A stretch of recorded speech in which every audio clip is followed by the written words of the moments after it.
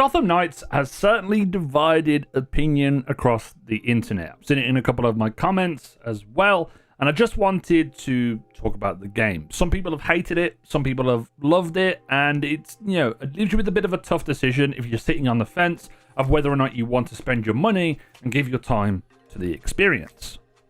After playing the game and experiencing everything that the game really has to offer, I found myself coming back to two specific statements. One is Gotham Knights is fun, but is flawed in certain ways, and Gotham Knights is better than people say it is.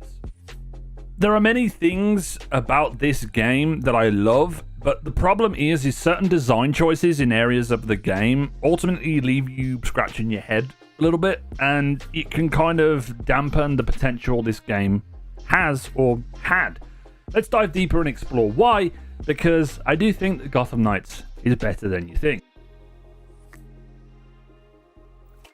My biggest problem with Gotham Knights is that it does feel like two different games. One is a fun, narrative-driven Bat Family game, and the other is more of a live service superhero game similar to Avengers. And you can tell because the fingerprints are all over this. You can tell that this game was in development for the previous generation, and then it got moved to next gen, and also they saw the failures, I'm saying the success of Avengers, but the failure of Avengers, and they hard pivoted into making it not live service, so they didn't go down those pathways and have those problems. This sometimes means that Gotham Knights has a lot to offer, but due to the time constraints and the delays, it can feel a little bit lacking in certain areas. And what it does well, I really enjoy, and it keeps me engaged. But other times, it does feel pretty average, which is why I can understand people are disappointed, especially because the comparisons to the original Arkham games are always going to be there. I don't think it's fair to compare those previous games because they were done by Rocksteady. If you're going to compare it to any of the other games that have come before from the same studio, I would compare it to Arkham Origins, and I didn't really enjoy Arkham Origins too much. So yeah, but for me personally, I've enjoyed my time with Gotham Knights for the most part. The issues that I'm going to address, they're not really game-breaking pain points and didn't make me go, oh, this game is terrible, but there's a lot of potential that got left on the table here. Before I go into the different aspects of the game, I'm just going to get the big elephant out of the room because I feel like this is something that was, downtrodden about the game and really toxified the launch, you could say. But I wanted to address the 30 FPS drama. I played this on Series X, and I, appreciate 60 FPS games. They're awesome, but my experience hasn't really been jarred from the frame rate. I know people have problems with that, but I'm just not really that overly interested in getting super high frames. Having the smoothness is nice, but as long as it's not stuttering, it holds its frame rate as well, which it never really dropped or stuttered or anything like that, which is quite good to me at least. The only real thing that I care about is the graphical fidelity, and that is where this game is lacking. It can feel like a previous gen game because I don't think it was, developed for the newer consoles. I think it was developed for the old gen, and then the new gen came out, and in 2020 we would have had the new consoles, but COVID pushed everything back, etc, etc. So yeah, I play games at different qualities and different settings all the time, so I didn't really notice the FPS problems or the perceived problems that people have because they don't affect me that much. My favorite aspect of the entire game, though, if we're talking about my likes, is the story. While, albeit it had a bit of a weird ending, which I won't really go into, I'm going to try and stay spoiler-free as possible. The main plot of the game essentially revolves around the Court of Owls and the gangs of New York rioting because Batman is dead. But it wasn't really the overarching narrative. It was very cool. I got to see some comic booky moments that I'd been waiting for in a game for a while, especially to do with the Court of Owls. But it was the character moments, the dialogue between Batgirl and Robin and Nightwing and Red Hood and Alfred, and just the different interactions. And one of the things that was really awesome is if you go into the emails that you would receive, there was just a load of neat Easter eggs talking to different members of the Justice League and people related to those characters and you could spend like 30 minutes just reading each and every one of them every time you came back to the Belfry, going through all the different characters' inboxes. And I really enjoyed that. The other thing that I enjoyed about this was the side content, but the side case files, which was going up against some of the villains. Now, we've seen a lot of the gameplay for this, but we go up against Clayface, Mr. Freeze, Harley, and these were especially good. They didn't really feel out of place from the main story. I did them alongside things, and the action set pieces from these are amazing. There'd be boss fights, essentially, that you would have. You'll probably see a little bit of gameplay on the screen of me going up against, I think it was maybe Mr. Freeze or Clayface, whoever it was. But I loved them. They were fantastic, and the voice actors did an incredible job of all the characters. I really enjoyed the voice acting in this game, which kind of enhanced the story for me. And the other thing that I loved seeing was the Court of Owls brought to life, mainly because I had read Scott Snyder's run, I think it's Scott Schneider, the Court of Owls, when they were like put into the comics, and it was fantastic, and I got to see a lot of that stuff here, which is great. But I think the problem this game runs into with the story is the fact it's around the Bat family and not Batman. Batman is arguably more popular, which means people want to see him. My thoughts wandered towards Batman, but I really enjoyed the interactions and dialogue between all of the characters. There was these little like side things you could see in the Belfry that would kind of like enhance the story between the two of the characters, which was really good. But those, I enjoyed it. I enjoyed the story in this game, even though it had a little bit of a weird ending that I kind of predicted. But yeah, it just did it for me. The story obviously has to take place in Gotham, and the first main grievances people have with the game, especially the gameplay aspects, which I can agree on a little bit, is that Gotham City does feel a little bit empty until you get your knighthood ability, which allows you to traverse a lot easier and also unlock your fast travels as well.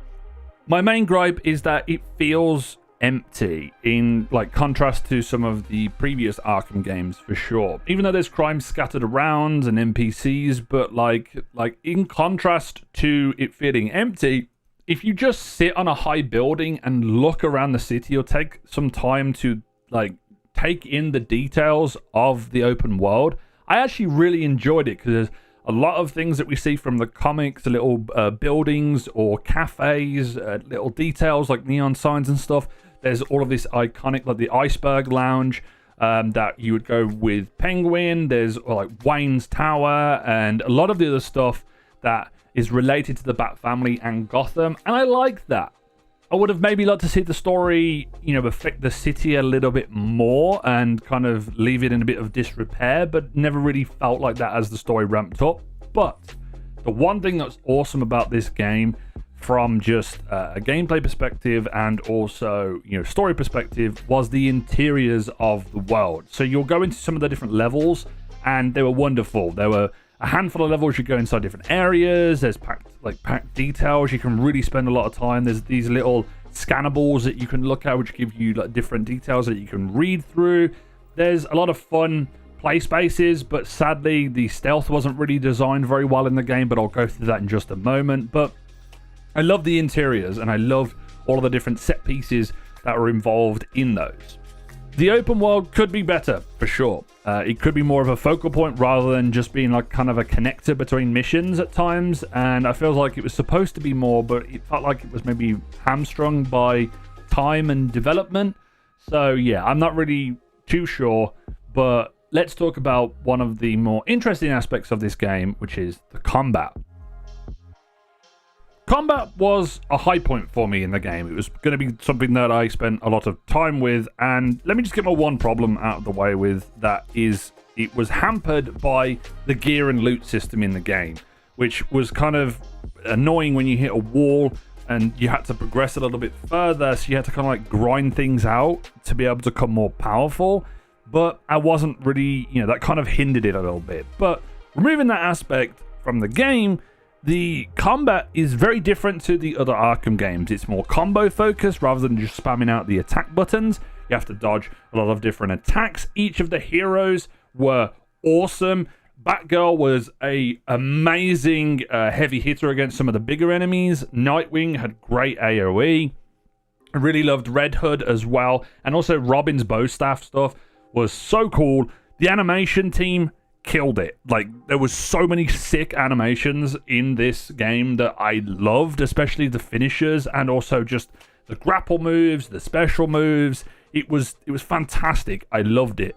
I did enjoy some of the element aspects of the loot system, the way that you would get element affinities and they would have effects on certain factions, but I don't feel it was executed as well as it particularly could have been. I do love using all the different characters, and I think that is one of the main aspects of the game. If I wanted to go and try the other characters, I feel like that's what the game did a good job. It didn't want you to just be Nightwing or just be Robin or just be Red Hood. It kind of wanted you to play the other characters, even if you didn't. I spent a lot of the end game playing as Nightwing, but I played as Batgirl, Robin, and Red Hood all the time as well, and it was fantastic. Now I've given the game a lot of praise, let's talk about the problems, because there's a lot of things here, and you can see the 3 core issues that changed midway through development here. And one of them is the UI, one of them is the stealth system, and the other one is the gear and the loot system. Let's do the 2 short ones first.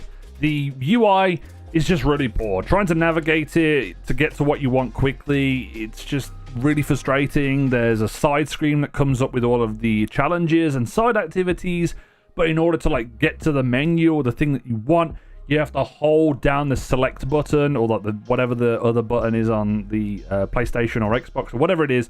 There's no pause button that just takes you to that menu, and then the other settings could have just been put onto that as well, instead of having to press pause to also, quit and do all those things that you would. And also navigating through the skills screen was just so annoying, because certain developers I should say, don't know how to just make a screen that's easy to select. They want you to do diagonals on a controller, and sometimes it just goes down too far and goes down more than it goes diagonal, and it's just really, really annoying. And that was one thing that I just learned to live with throughout the first few hours of the game, and then eventually I just it didn't really bother me as much anymore. Stealth is also another bugbear, because it didn't really factor into gameplay that much. If you compare it to a lot of the other Arkham games that we've seen before, it was kind of very linear. There wasn't too much that you could do, which was kind of frustrating, because those are one of the good aspects of the Batman games, and it was just felt very limited. So a lot of the time I just used to go into fights and get detected and not really worry about it too much, unless it specifically said I couldn't be detected. And then also on top of that, it kind of didn't give me the feeling of setting up the perfect trap to lure enemies to environmental hazards. It's kind of like you had to wait for them to pass there, and then you would just shoot a barrel, and then the barrel would kill them essentially. But my main grievance with the game is the gear and the loot system. The mod system is very simple. It's simple stats, and that's what you put it into the gear. But there's this whole crafting element. Then you have to craft to get the transmog, and then you want to get legendaries that increase your attack power. And then as you level up, those legendaries become irrelevant because you're leveling up. And then you get to the end game and you need a certain material that doesn't even unlock or even drop as much, so you'd have to grind a whole bunch if you wanted to craft this legendary piece of armor. Then if you get too powerful, a previous piece of legendary armor that could have been a blueprint that you couldn't craft is now unavailable to you because it gets removed from your inventory.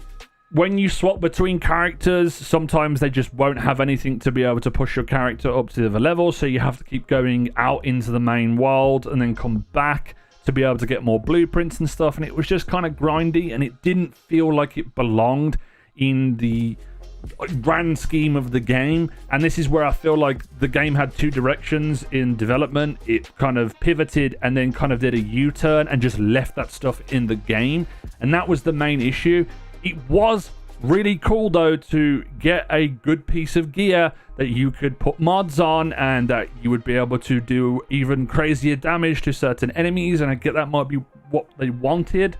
But the beauty of the previous Batman games was you could go and do side activities to get pieces of gear that you would unlock, or special moves or whatever, and then that would loop back into the main gameplay. It didn't feel like it was a grind, or it wasn't unnecessary, and that's the main issue that I have with the game. And it's not like a game huge breaking, oh, this game's terrible, but that's the kind of thing that you have to engage with. And that can be rather frustrating because it kind of sours a little bit of the experience. So is Gotham Knights better than you think? Personally, for me, yes. I really enjoyed it. I enjoyed the different aspects of the game that I have already spoken about. I think that this can be a game, or if they do a sequel, they can learn a lot for it. I feel like they could have done a lot more with each of the characters, maybe had them go and do individual missions and you had to go and do them to progress the story, something like that. So then you are engaging with the other characters. There was a couple of other systems that they could have done. The gear and the loot system wasn't really needed here, and I don't think that it was, you know, necessarily a game-breaking thing for me, or something that I was like, oh, this is terrible, it doesn't belong, because I love looter stuff, so trying to get legendary things as well is like one of my favorite things, but I don't think it was done right here either. The problem that this game will have, though, is it will always live in the shadow of the Arkham games. It will always live in the shadow of the FPS discussion, and it will have this cloud hanging over it, at least for a few more months. So I would wait to jump into this game until it goes on sale. Maybe in the Black Friday sales in November or Christmas time is the best time to jump in, because it will probably have dropped down in price. You can get it on sale, jump in with a buddy if you both can get it. That would be my recommendation with this. Do I think it's worth the full price? No. But do I think it's a garbage, terrible game? Especially like how Avengers was at launch? It is a far cry. If Avengers launched like Gotham Knights did, I would have been way happier with that game. And this game didn't even try and, you know, stick to those live service aspects. So yeah, like that is just shows where this game is in comparison to other superhero games. Yes, it's not as good as the Arkham games, I'll admit that, but if you want to give this a chance, then feel free. Let me know down in the comment section what you thought about the game. I'd love to know. Keep it positive, keep it constructive. That's what we do here. And if you've enjoyed this video, leave a like on it, subscribe to the channel, turn on the notification bell as always, and check out all the links in the description. As always, this has been Jimbo, and I'll see you guys next time.